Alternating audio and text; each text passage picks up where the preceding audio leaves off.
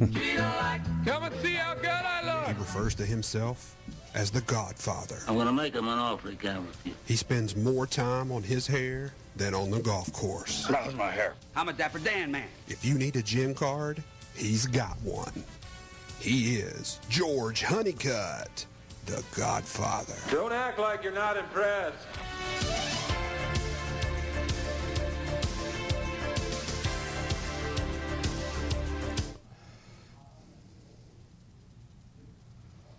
All right, welcome everyone. Monday morning golf wrap here with Hugh and George. Hugh, I got to tell you an interesting story. Hearing our lead in again, hey everybody, come and look how good I look. Mm-hmm. I met Barefoot the other day playing with flat bellies in the skins game. Yeah. And I'm down there on the first tee, and there's like 16 of us standing around the tee box. And all of a sudden, the organizer of it, I won't mention his name for embarrassment factor, but all of a sudden he shouts out, "Hey, everybody, the Godfather's here. Come over and look how good he looks." And I'm sitting here going, oh, man, I'm embarrassed, Come on, dude. Hey, Gots to be more careful, as Yuli would say. Yeah, boy. So, that was kind of interesting. So that kind of came back and bit me. But, hey, good morning. How are you? I'm doing okay. Good to have you in, babe. Yeah, nice to kind of get back home and not be on the road. Yeah. So everyone catches up. Busy weekend in golf all around the world. We're going to get you all up to speed on that. The winners, the losers, great shots, bad shots. We'll talk about it all. But first off, coming up this weekend, and I'm kind of dating the show here, but we do that every day anyway. Coming up this weekend, Hugh and I are playing in a tournament against one another. Okay, you figure, how does that happen? George is a 19 handicap, and Hugh is a PGA professional. So this poor mouthing's got to stop. 19 so handicap. Here we go. Hugh and I are going to play against one another, and there will be many other players there. This is just a tournament that we've – It's a 4-ball tournament, folks, and I'm playing with one of my very close friends, Mr. Causey. Mr. Causey, who's like my second father. You're playing with Mr. Moore. Yep. And so we're going to play together the first day, and we're going to – it's team thing. So that's everybody goes out and shoots their score, but sure. you take it's kind of like a 4-ball, best ball, 2-ball, whatever you want to call it. But Hugh and I are going to compete head-to-head, okay? So what I wanted to do to add some brevity to the situation, because, dude, I started getting nervous 4 weeks ago, okay? I hadn't touched the club. I haven't slept. So here's the thing. I'm going to lay a number out there that we're going to take our viewers and our listeners, and you pipe in, chime in, chat with us, text, do whatever, tweet. I don't care what you do. Honeycutt1, if you want to go on a Twitter. Go and put down, listen to this number. I've got the number over under that I'm going to finish behind Hughes. So it's Hughes' gross score against Godfather's gross score, and I've got the number at 20 for 2 days combined. So that means Hughes going to beat me by 10 on day one and beat me by 10 on day two. So I go out, let's say I get lucky and shoot, 76. And then Hugh's going to have to shoot 66 just to break even with me because I've got that 10-shot window in there. So are you up for that? And we'll play for lunch. How about that? We'll play for lunch. The 10-shot thing's sandwich. A little bit extreme on your Extreme? behalf. What are you talking about? You're a PGA playing professional. No, retired. You're not. I haven't played the tour since 2000, George. Okay. All right. What does that mean? You've been to the show. I went to the show once, and they kicked me out for being too loud eating popcorn. Yeah, well, chewing ice, the whole 9 yards. Yeah. I'm a noisy eater. Yeah. I mean, 8? Yeah, I'll do 8. 8? No. 10 is the number. 20, the over-under. So be sure to pipe in with us at thegolfdirector.com. Let us know if you want the over, if you think I'm going to be way out of 10 shots each day or under 20.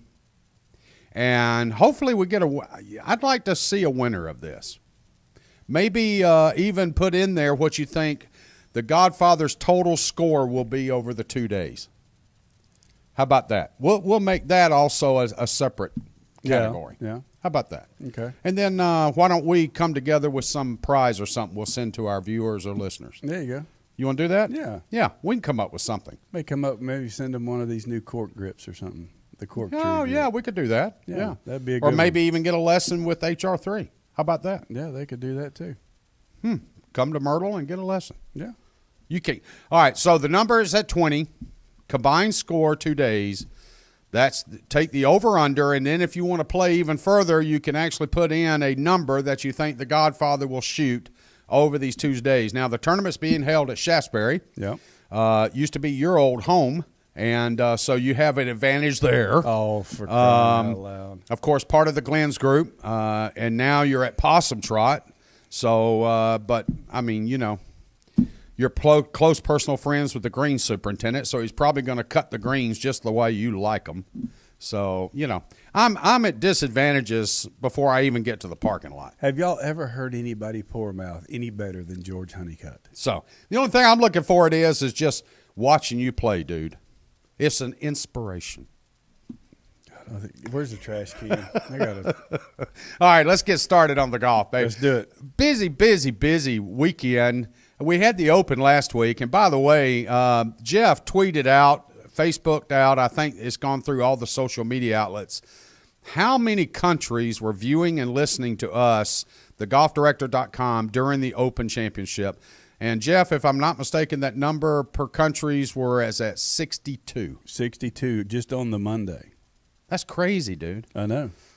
We were tired. blast. We were tired, but we had a blast. Oh, we had fun. And it was a great tournament. Oh, and who picked the winner? Really enjoyed it.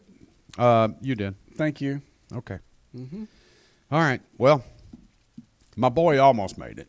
And then he almost made it again this weekend, but we'll talk about that a little bit further. So what did happen this weekend? We had another Open Championship. We had another country hold its Open Championship, and that was, of course, Canada at the RBC Canadian Open. And Glen Abbey's a great golf course. That is a fabulous track.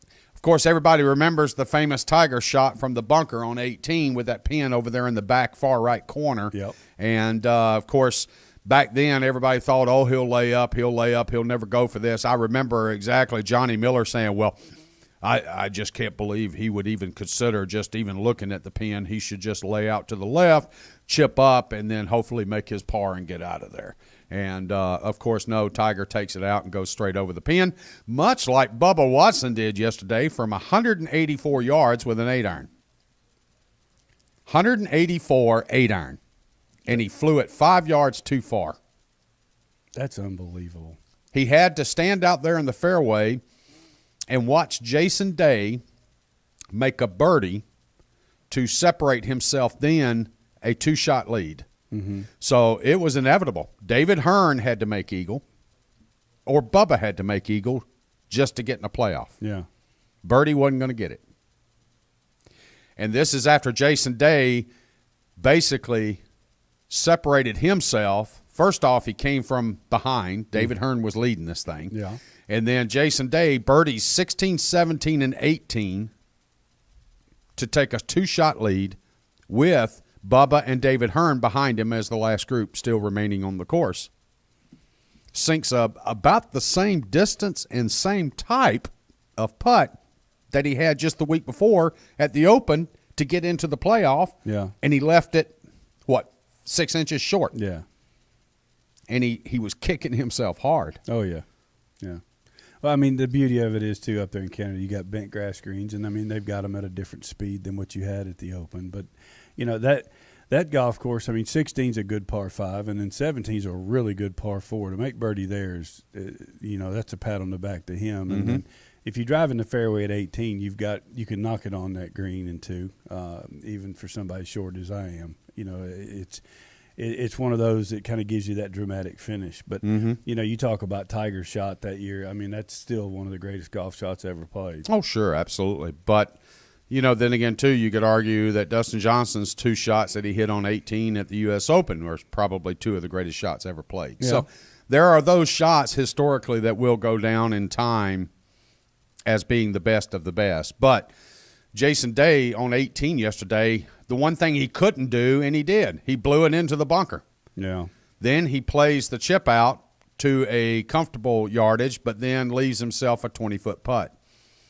He had a one-shot lead, folks. He could have made par, but he knew that Bubba, or maybe even Bubba and David Hearn, was going to birdie 18 as a minimum. Yeah. So that would have put them all in a playoff. Well, what ends up happening, he ends up sinking the birdie to then take a 2-shot lead, which turned out to be David Hearn ended up making par. Bubba ends up taking quite an aggressive, interesting stroke at his third shot. As I mentioned, he flies it 5 yards too far from 184 with an 8-iron, ends up just in the primary rough flies straight over the pin. He's probably 15 feet away, but he uses his 7-wood to hit his little chip back down to the pin, and even tried to cut it a little bit and let it come like a putt, down to the hole. He only ends up missing by 4 inches, taps in birdie. He finishes 1 shot back of Jason Day, our 2015 RBC Canadian Open champion. So congratulations to Jason. Again, phenomenal year for Jason.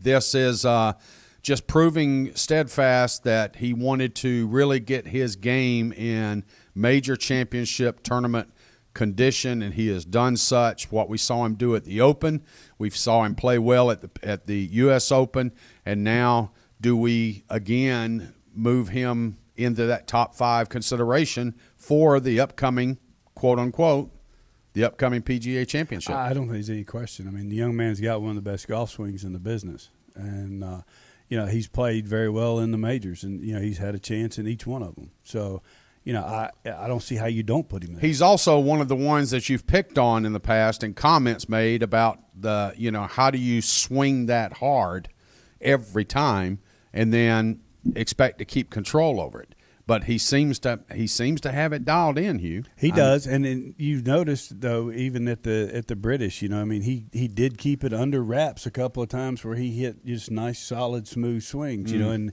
I know he hit one tee shot. I believe it was on the 15th or 16th hole at the British where he tried to bomb it and he came out of it and hit it over there behind the heather. And but again, I look at this leaderboard, George. And the ATM finishes 4th. Yeah. Yeah. Jimmy Furyk, a very close friend, the guy is an ATM, folks. I mean, he plays well all the time. It's unreal. He does. And really he had a real opportunity to make a push.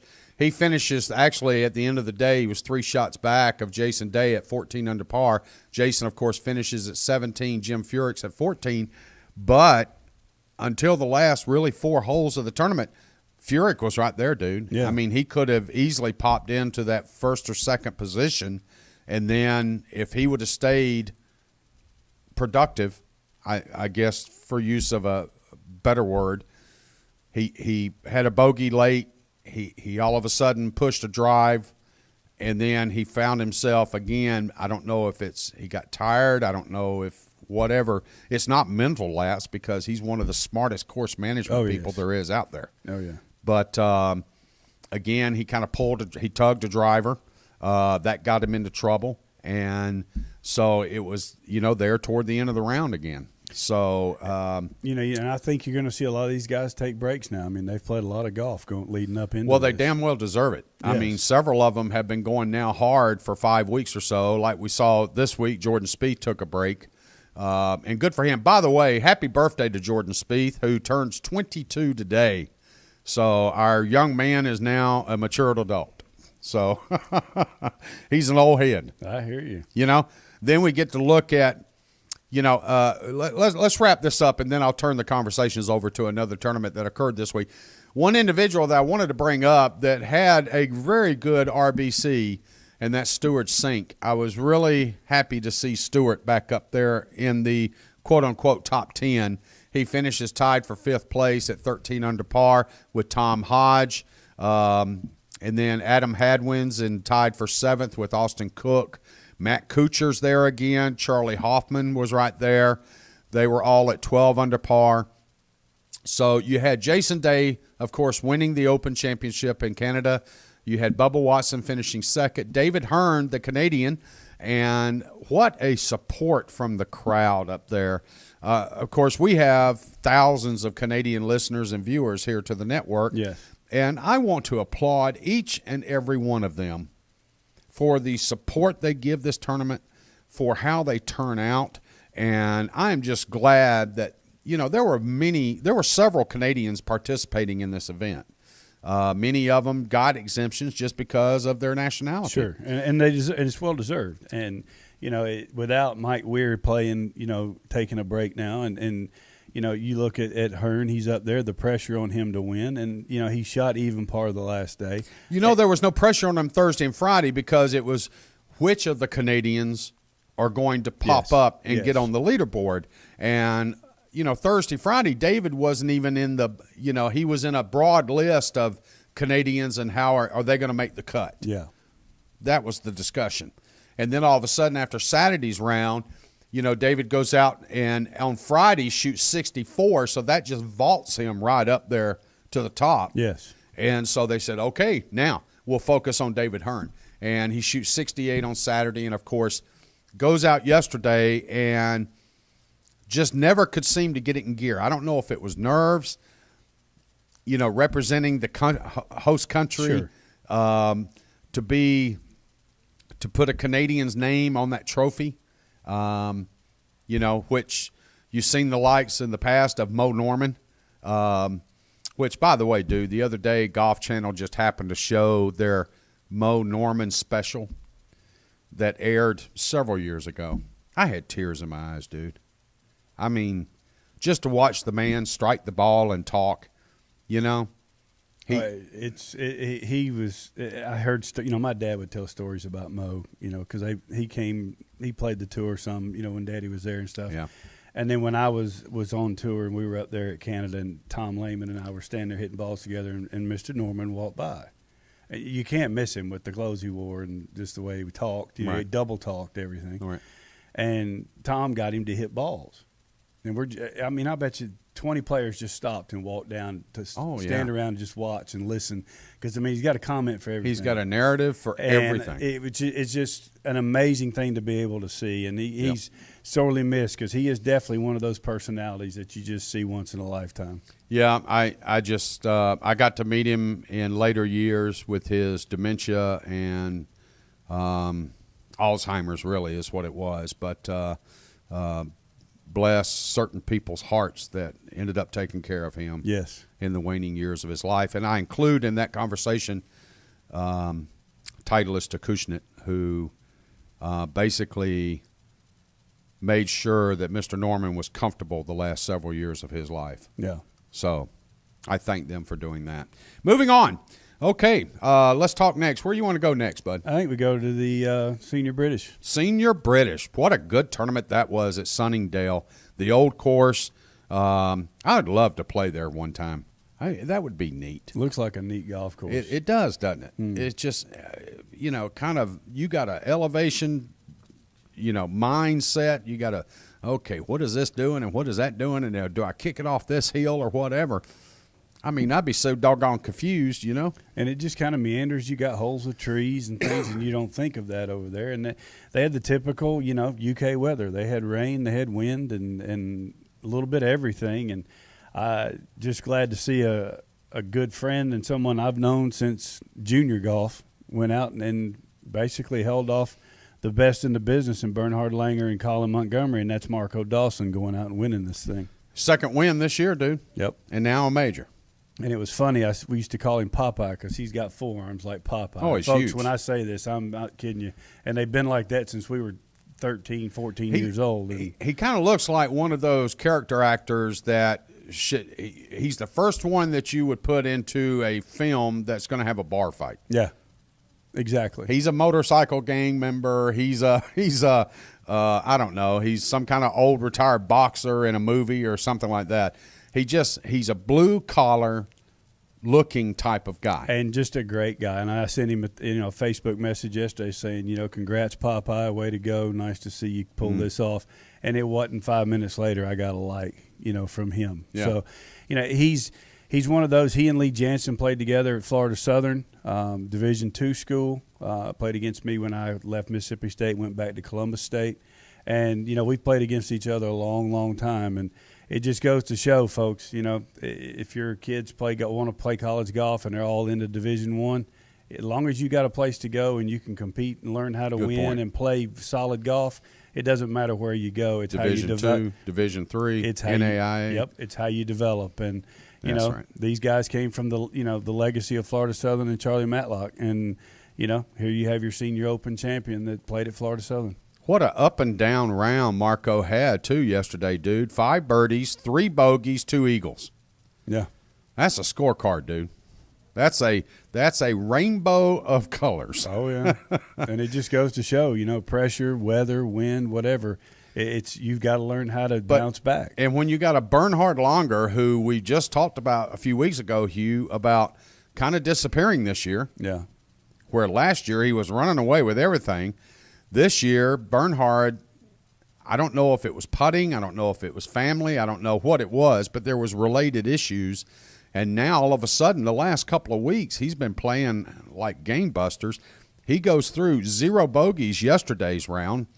Marco shoots 64 with 3 bogeys, and Bernhard Longer shoots 64 with no bogeys. That's impressive. 2 64s in a major championship final day. That's pretty awesome. Woody Austin shot 66. I mean, so you look at the score. I mean, and the thing that got me yesterday was everybody was betting on Colin Montgomery. All the pre-tournament stuff. It's Colin Montgomery. He's going to and for Marco to go out there and do that, it's just very proud, very nice to see. Well, you can't argue with the quote unquote media or whoever's doing, it's Colin's tournament, he's going to win this or whatever. I mean, he's the leading money winner this year at $1.568 million. He's the leading Charles Schwab Cup points leader at 2666 through 13 events. He's got roughly a 300-point lead over Jeff Maggart. Bernhard Longer, he's about 360 points lead of Marco Dawson. Now pops up there in 4th place in the Charles Schwab Cup with his win. He's through 12 events, got 1,249 points. So he's roughly 1,000 and change behind the leader, Colin Montgomery. So Colin is basically leading all the stats this year, Hugh. I mean, you look at top 10 finishes. He's played in 13 events, 9 top 10s in 13 events. That's impressive. Absolutely. So Colin is showing a resurgence in his playing career that, likewise we haven't seen the last 15 years. So congrats to him, dude. I mean, but it's good to see Marco. All the guys seem to like him on the tour. Oh, yeah. He seems to be one of the more popular guys. He humble, down to earth. You could tell he's a good family man.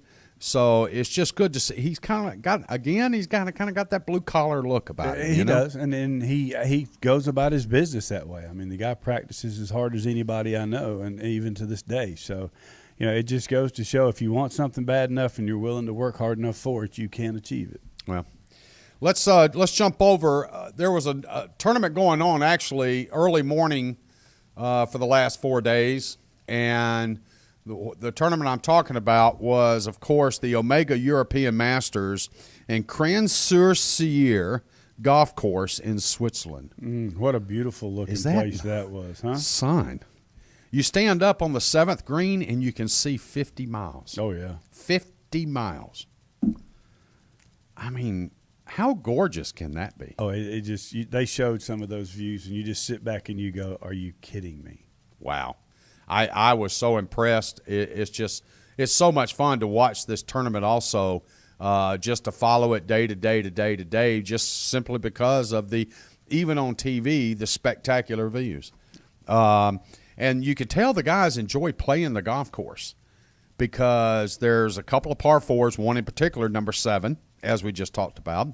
On the card, you sit there and go, this is not a drivable par 4. The yardage really, it's 340 yards. But remember, they also are at 5,800-foot elevation. So the ball is going to fly forever. It's playing about 235. Well, also it climbs uphill about 50 feet from tee box to green. And roughly, it was about 7 years ago, one Sergio Garcia steps up to this tee box and decides on the fourth day of the tournament that he's going to go over the trees. Otherwise, it plays as a little dogleg right. They've got these huge alpine fir trees, whatever. They're monsters, kind of shielding the right-hand side.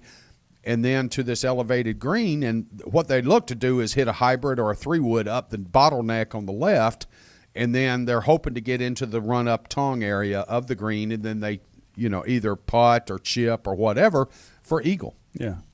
And Sergio takes it up and over the trees, and it lands and stops about 6 feet away from the pin. So they have every year since then been wondering why no one else has tried that. But the problem is that we had one individual yesterday that actually did go up over and over the trees. The only problem was he hit it 20 yards right of where he was aiming. Oh, geez. Not good. So it goes up. It hits the fringe of the green, his drive. Mm-hmm. It's on the same line that Sergio's was. The only problem was it hit. Sergio's hit on the green. His hit right at the edge of the uphill mound that sits just over the bunker, short right of that green. It hits and comes back down and ends up a foot out of bounds. Oh, man. They have put out of bounds markers halfway up the little mound that protects the front right-hand side of this green. Because of Sergio's approach, they wanted to, again, add another reason that they didn't want the pros. Now, they've also moved the tee box back on this hole. Okay. So they've added yardage. In-course out of bounds, though, is just awful. That's just a bad. So this individual ends up having to go up there. He's notified your ball is literally 4 inches out of bounds. And so this individual has to be toted all the way back down and hit another one and come back up and ends up making double. So, but it's just these nuances of these holes that these players play when they're in Switzerland. Very popular spot. Patrick Reed was there. A lot of the guys, they'll either go to Canada, which we saw, of course, Jason Day and others go to Canada to play the Canadian Open. And why not play there, folks? I mean, you still got to take a plane ride home. Why not stop off while you're headed home and grab a tournament? Go to Switzerland. I mean, it's the prettiest place on the planet. Go there. It's gorgeous. It is. Absolutely. God. I would just love to go chill out for a week, dude. I mean, they're showing the pool and they're showing the alpine skiing going on. And, man, how do you play golf? Yeah. And you look at Danny Willett and the scores he shoots. My goodness.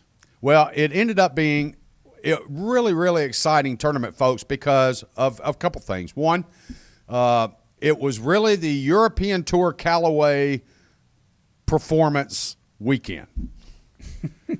You look at the top 3 to 4 players that were in the hunt for the win of this thing, and they were all Callaway staff players. So it was all they know one another, they've gotten to know one another, and it was kind of fun watching them, if you're a Callaway enthusiast. Secondly is there was a young man, 20 years of age, Matt Fitzpatrick, that was in the hunt for this thing. And to watch him, Hugh, I watched him tee off of number 1 yesterday, the final round, day 4, Sunday, and they couldn't get the smile off his face. Yeah. He had such a lackadaisical, I'm going to have fun every shot out here today. I don't care if I shoot 90. I'm going to have fun. Yeah. And, oh, my God, they're sitting there. The BBC commentary was going on as they made the turn. And at the turn after 9, Mr. Fitzpatrick, young Mr. Fitzpatrick, who is, by the way, a U.S. amateur winner, folks. So this kid's got pedigree. He's made the decision to go over to the European Tour to cut his teeth. Okay, and he's doing quite a damn good job of it. But he leads by 1 after 9, and then he bogeys 11, and he's walking to 12, and doggone it, he's still got the smile on his face. And they're going, does this kid not realize that he just bogeyed and now he's tied with Willett? And obviously he was having fun. And he made a comment in the post-tournament interview, Hugh, that reminded me so much of the things you've said 157 times on this network, is he had a game plan. He had a course management game plan. And he just made the statement that I played as good as I could. Willett played one shot better. And it's like I say, when you do what you're trying to do and you know you've played well and you get beat, you shake the man's hand because he beat you. You didn't give it to him, he beat you. And there's nothing you can do about that but be a gentleman and congratulate him and move on. Now, if you go out and you bogey the last 2 holes to lose by a shot, then yes, you got a right to be upset. But for him to go out and shoot 66, Willett shot 65. I mean, look at Tyrell Hatton shooting 62. I know. Edberg, 63. Lahiri shoots 64. Your boy Sergio, 64. Frisch shoots 64. And let me tell you something about Sergio's round. Let me tell you.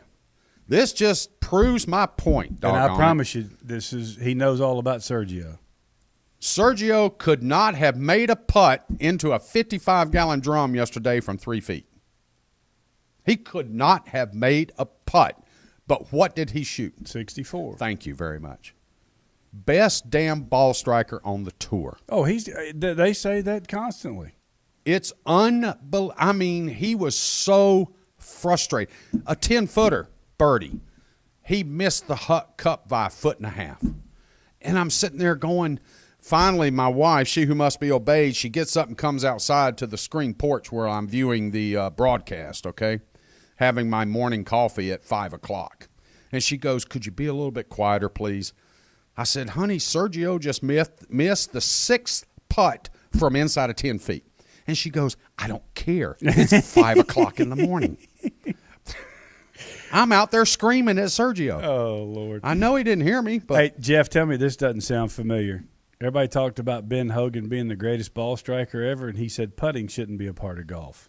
I got a funny feeling that's going to be Sergio's newest Lord motto. have mercy. I get so frustrated. But for Sergio's Danny already said that he's happy being right where he's at. Okay. Really? Yeah. Okay. There was an interview that let's see, it was just before the Open, and someone had interviewed him about the fact that he hadn't won a major and all that kind of stuff, and he said he was really happy with himself and right where he is. So you can forget it. Okay. Sergio's done. Yeah. Okay.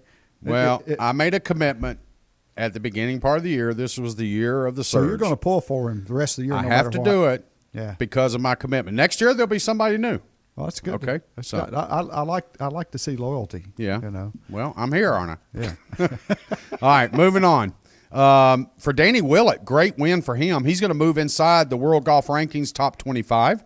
So a great move for him. He's now number 2 in the race for Dubai. There you go. So, of course, behind Rory, which, again, Rory, it's not even leaked out anywhere, Hugh. He's not even practicing.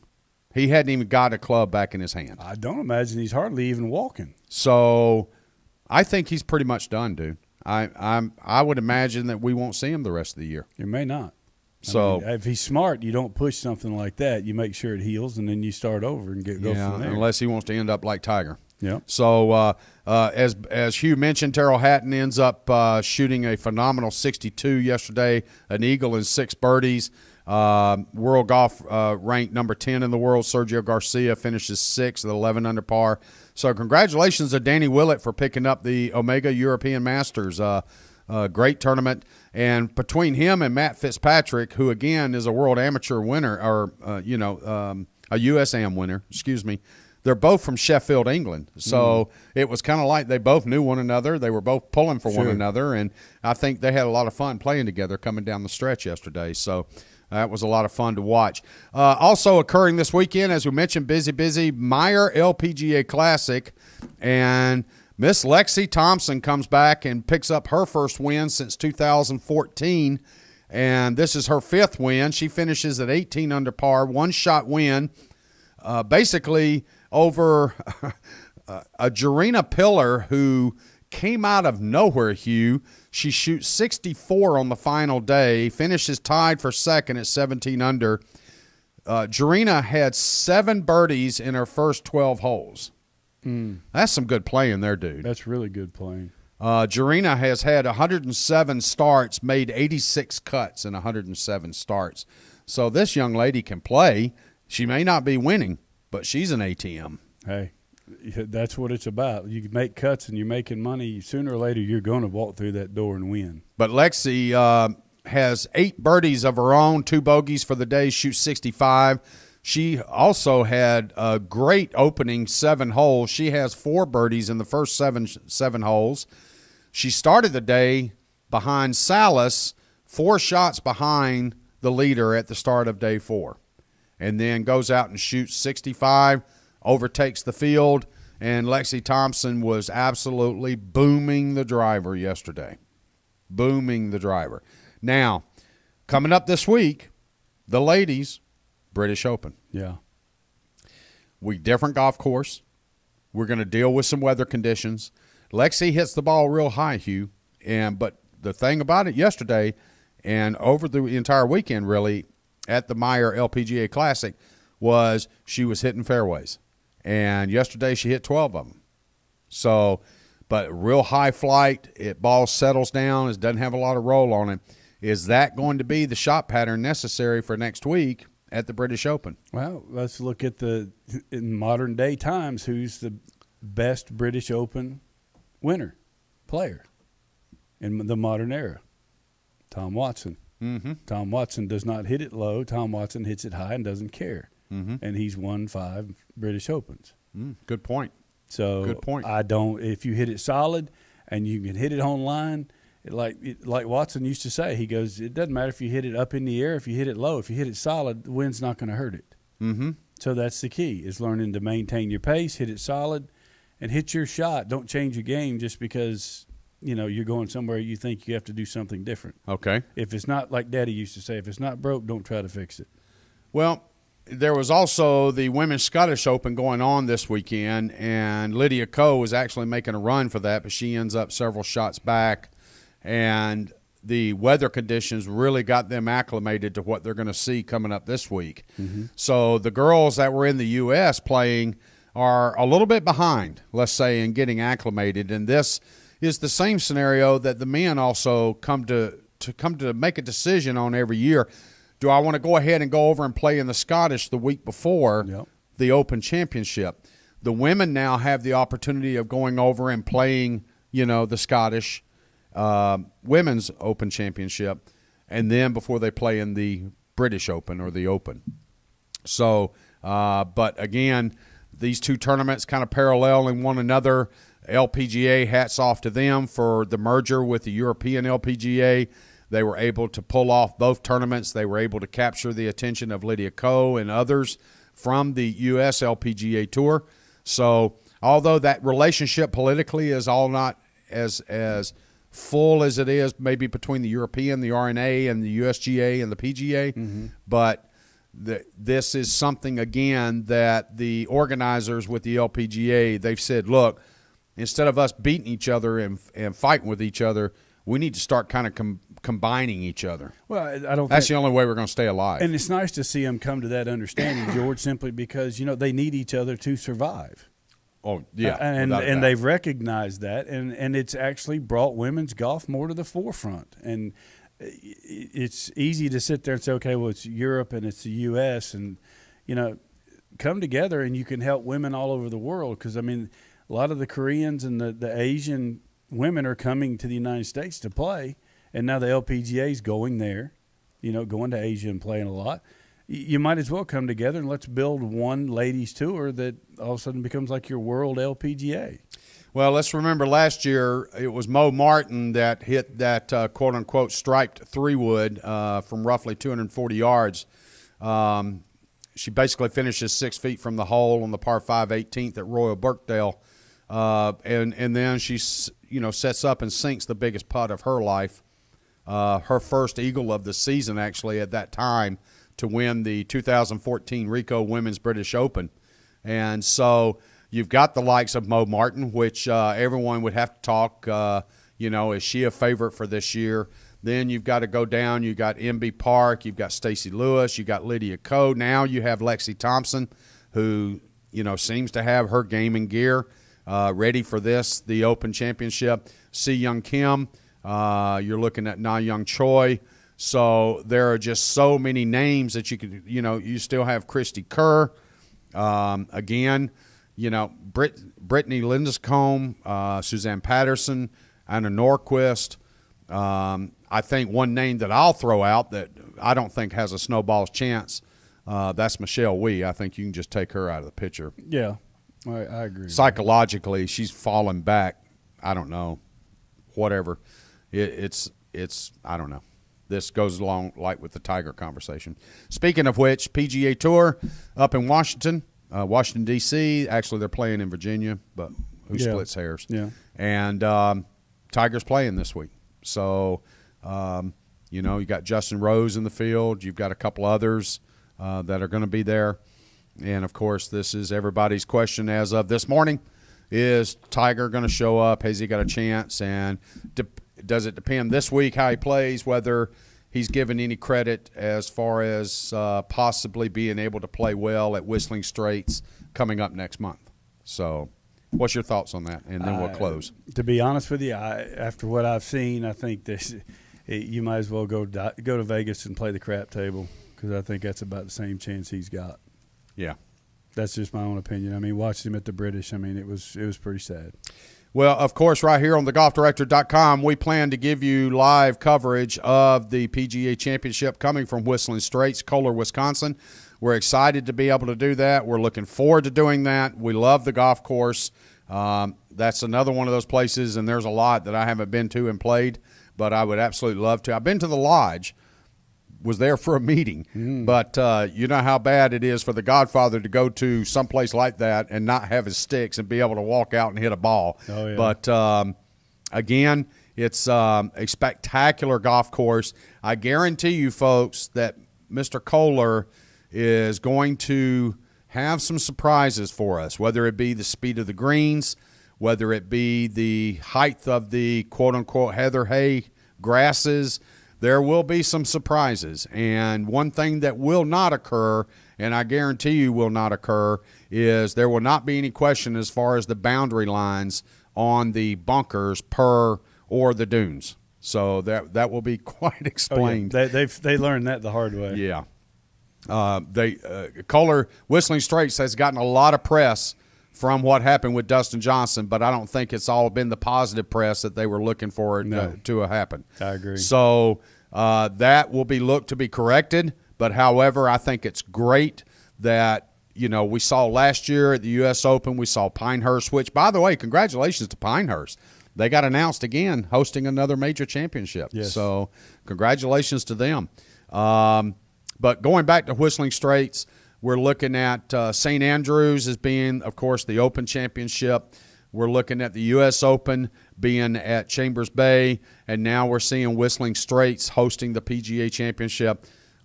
I don't think we could have asked for better golf courses, better venues, more challenged to the players themselves. Whistling Straits is a big animal. It's a big animal. This thing could play 7,800 yards. Oh, and if you get any kind of weather, wind, it can be brutal. So it's going to be a lot of fun to watch. I look forward to giving you complete coverage and layout. Hugh and I will go through the golf course, tell you how we would play it, and which is totally opposite of how they'll play it. But at least you get that insight. That'll be good. That'll be funny. Yeah. And, by the way, good luck this weekend, dude. I got you in my sights, baby. Mm-hmm. TGD Radio and TV are produced and broadcast by the Zeus Radio Network for thegolfdirector.com. When visiting The Golf Director, be sure to check out our featured course pages where you'll find up-to-date information about course conditions, specials, and much more.